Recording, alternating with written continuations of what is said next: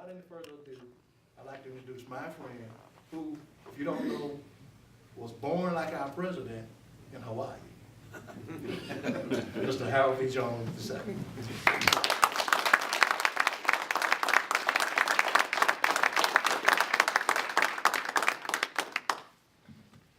Good afternoon. Good afternoon. Thank you so much, and I appreciate everybody for coming here, and I'm completely overjoyed by the support.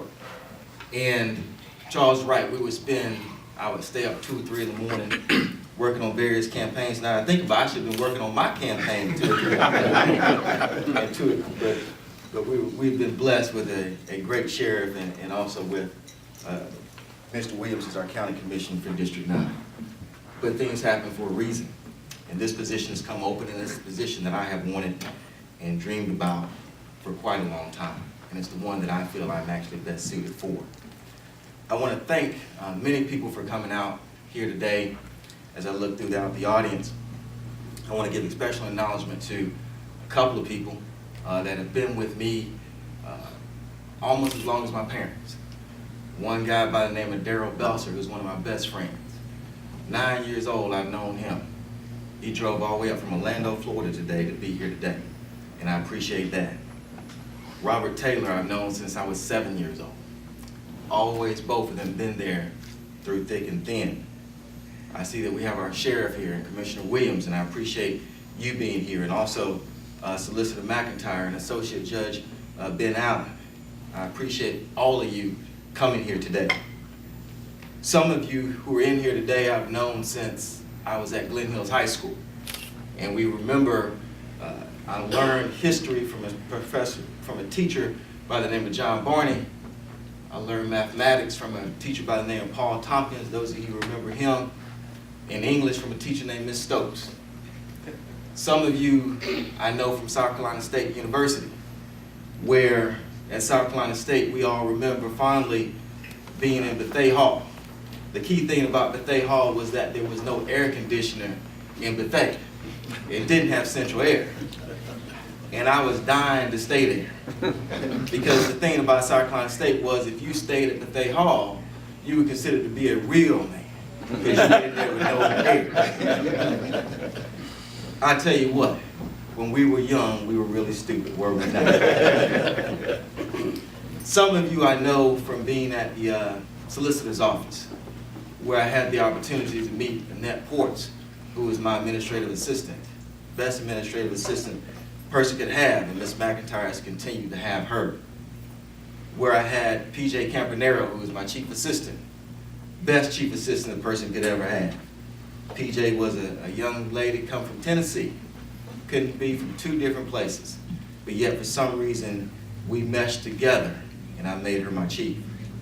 And now, as I'm in private practice, my administrative assistant, Aisha Johnson, who is right there with me at all times. And also, many of you know me from being my new brothers from Kappa Alpha Psi Fraternity Incorporated. But no matter how you know me or how long, almost everyone knows me by being Harold and Ethel's son. And I want them to stand up right quick. My parents to stand up. Please give them a round of applause.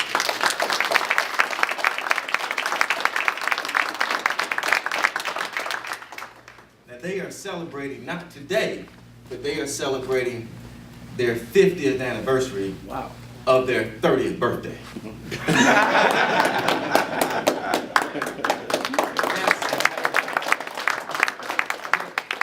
Was that okay, Mom? She don't like when I say that. That means they're 80 years old and climbing. But they still look good. Yeah. That gives me hope. Oh, yeah. That's what I look at. That gives me hope. Yeah. They both went to Haynes Normal. Lucy Laney, for those of you that are a little younger, not from Augusta. My dad played football. People like Marion Barnes, who's a school board trustee, and others have told me that he was a great football player. I was just told that over the weekend. Now, I cannot attest to that because apparently that gene missed me. But it is my parents' generation that brings me here today. It is the generation that our esteemed President Obama calls the Moses generation. And it is on that generation whose shoulders we stand on. When we say first African-American solicitor, as I was in 2004, first African-American sheriff, as Richard Roundtree is today, first African-American female solicitor, as Kelly McIntyre is, first African-American U.S. attorney, as Ed Tarver is. It is those shoulders, the Moses generation shoulders, that we rest upon. It is the perseverance and determination of that Moses generation that instructs us today. It is their determination to overcome segregation, racism, war, and despair that not only African Americans had to face, but all persons during that generation had to face, deal with, and face those problems head on. So it was the Moses generation, no matter what color or creed or nationality or religion, that had to face big problems with big ideas. They had to face insurmountable obstacles with determined resolve. But somehow through those struggles, we have lost our way as a nation, as a city, as a state. We have lost those ideas and those ideals. We have gotten entangled in what President Obama calls the politics of the small, distracted by the trivial, avoiding tough decisions with split-second decisions only to gain political points. And all of that means that not only have we lost our way politically, but we have lost our way just as people in general. That is why right now today you can go up the street or down the street and you can go to the courthouse and you will see persons who don't want to pay child support for their children, even though it's their children. You can go into a courtroom and you will meet young people today who can talk about murder as calmly and rationally as you and I can talk about the Super Bowl or who's going to win the best Oscar. And so this politics of the small has resulted in bad decisions and bad policy. So when we see our schools failing, we say, cut money. When we see our city increasing in poverty, 31% of our citizens live in poverty, we say, let's build a stadium or a coliseum. When we see the lack of private sector jobs, our answer is, let's freeze government workers' pay. Let's cut jobs, deny raises. When we see misery and despair in a neighborhood in downtown Augusta, the answer is just to move them out, not to change the fundamental problems that they have, but only to move them to other places so their despair and their hopelessness can only increase throughout the county. And when we see that persons are struggling for health care, we say we deny persons Medicaid funds. That is the politics of the small. Now, I'm not one to think that government has all of the solutions, but I will tell you point blank, government is not the problem. Government creates opportunities. The GI Bill was an opportunity created by the government. Public schools was an opportunity created by the government. Social Security was an opportunity created by the government. Medicare and Medicaid were created by the government and created opportunities. Roads and transportation are all opportunities that have been created by the government to create and sustain this nation. So let's look at some of our issues and just look at some of the prescriptions that we can look at. In education, for instance, where I'm also a teacher, I've taught at Strayer University, University of Phoenix, Georgia Military, Phoenix University. One thing I can attest to is class size is always important, whether you're at the college level, whether you're at the high school level, whether you're at elementary school level. The difference between having 25 students and 20 students can make a constructive learning environment turn into a total chaotic situation. We have to find a way to retain our teachers. We have to find ways to make sure that we continue to cut class size. One of the things that we can look at is what we call pay performance evaluation. It's been talked about before, but in this situation, the way we want to propose it, what we want to do, is we want to collaborate with the teachers. Don't make it simply a cookie cutter formula. Because the fact of the matter is, what is achievement in one school is not necessarily the achievement in the other, but it doesn't make it any less a great result. We cannot say that one size fits all when we talk about teacher merit pay. That is one way to increase teacher retention. When we look at the fact that even in Augusta alone, we have lost over 300 teachers, furloughing across the state, we have to find ways to keep them in there. One thing about being a lawyer is we have to go to training. You want to be prepared. Training for teachers has been cut dramatically. We must include and basically continue to grow that. You don't want to go into a classroom not prepared. You don't want to go into a classroom feeling rushed. We have to continue our continual leisure education for our teachers. Not only in that area that we need to look at, we also need to look at from the private sector. There are a lot of good things that the private sector can come up with. What we should talk about is what I call the Georgia Impact Bond, social impact bonds. They're being tried all over through the country. And that is, the private sector can come up with different programs in collaboration with government. And only after they have success do they receive any money. But the way these social impact bonds work is it does not take any money from the general education fund. It is a separate stream. So there may be certain areas that we want to target, young African American men, for instance, we may want to target, that the general school system has trouble doing. We may want to target those who have difficulty in learning. Those are areas that the private sector can work with and collaborate with teachers for after school. But unlike what we're talking about today, when we want to actually take money from public education, this doesn't take money from public education, and it only receives money if it is successful. And it is the teachers who establish what the goals are for this particular bond. Those are things that we can address as far as education is concerned. Those are things that we can address as far as being innovative in how we do. Private investment, we have to get more private investment, not only locally, but in the state. One of the things that we can look at, we have a lot of colleges. I may have taught at all of them as I named them.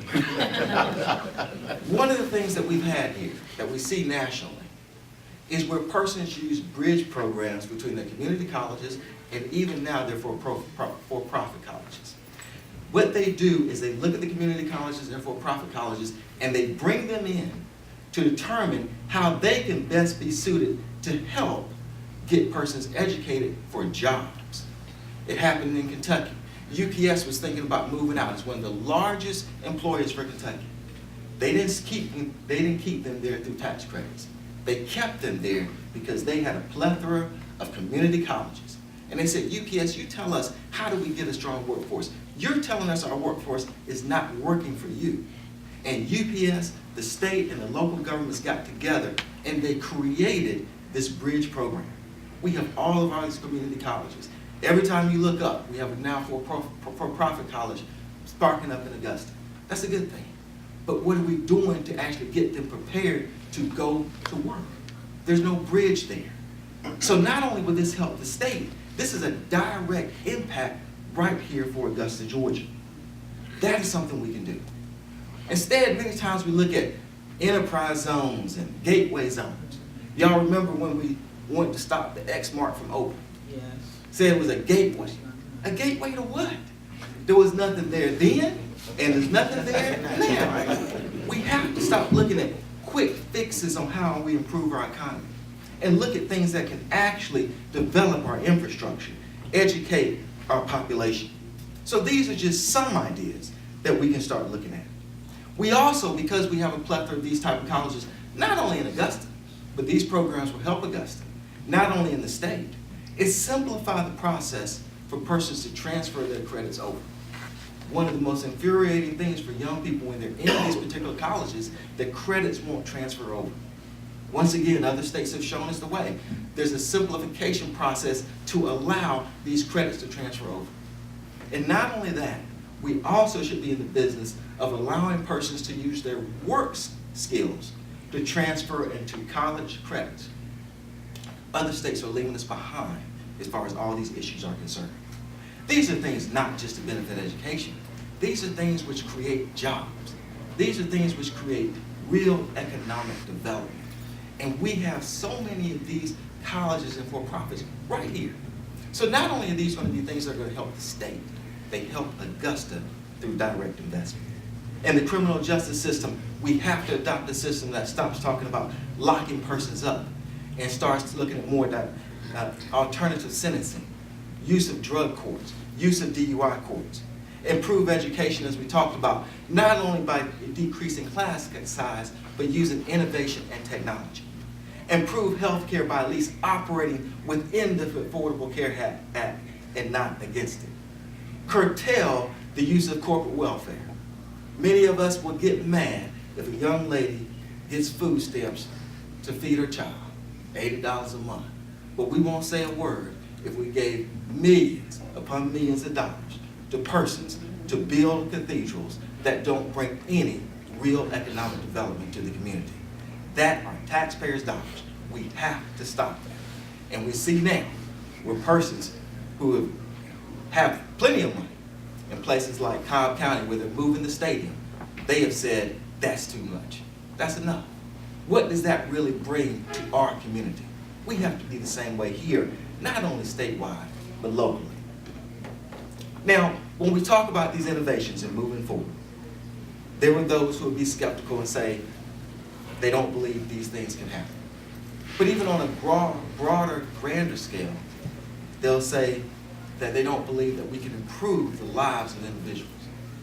But these are limits that we place upon ourselves. These are limits that others don't place upon themselves. Those who want to cut education see no limit in cutting education. Those who want to refuse anything under the Affordable Care Act see no limits in denying persons Medicaid funds. Those that want to propose the way out of poverty is to develop coliseums, they see no limit in doing that.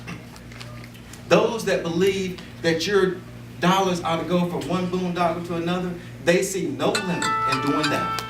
So when we talk about limitations, it is only those of us who believe and who want to improve the citizenry that place limits upon ourselves. These are self-imposed limits. They are not limits of the American spirit. They are not limits of this nation. Because this nation was founded in democracy where the whole world was ruled by monarchs. America recognized the horror of slavery, basically tore itself apart, but created a more perfect union. Our nation saved the world from tyranny, looked inside, and passed the Civil Rights Act, the Voting Rights Act, Title VII, Title IX, to combat the twin evils of racism and sexism. So when we place limits upon ourselves to improve the citizens of this city and this state, these are artificial limitations. They are limits that we are putting on ourselves who want to do good. So we should no longer push limits on ourselves when we see a mother in East Boundary who has trouble feeding her child. We should put no limits on ourselves when we need to help grandparents in West Augusta avoid their child from joining a gang. We should place no limits upon ourselves when a father in South Augusta has trouble finding a job to take care of his family. We should set no limits within ourselves to help faltering schools, no matter what town they are, what part of section of town they live in, what city they are, or state. If we believe we can fix our schools, then we have to do it. If we believe we can fix healthcare, then we must do it. We may not agree on every way how to get there, but we have to at least believe we can do it. And I want to lead that effort to get that done. And I admit, like so many others, I am not the perfect vehicle to get there, but I need your help. I need you today, I need you tomorrow, I need you after this election. We need to win. I need your advice, I need your advice, I need your prayer and comfort, but I need your help. And as we go through this, I want you to realize that my office at 407 6th Street is always open. You can push me, you can pull me. Sometimes you might even have to fix me up. But let's work this thing together. The bottom line is, just work with me. And so with a clear mind, total focus, and energy to work for you, I ain't never resigning again, as long as you want me to do so. I announce my candidacy for Senate District 22. And I offer my help, and I need your support. Thank you very much.